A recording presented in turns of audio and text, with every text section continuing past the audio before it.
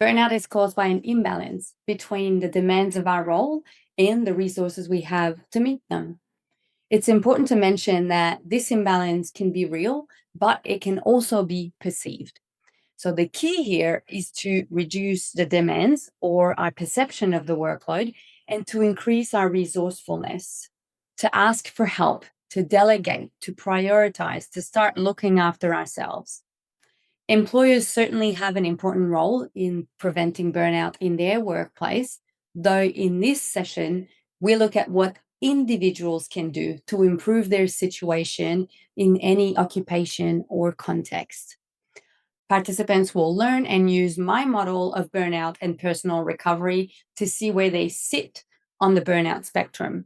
They will learn practical ways to regulate their nervous system, to protect their energy, and to build healthier boundaries with themselves and with others.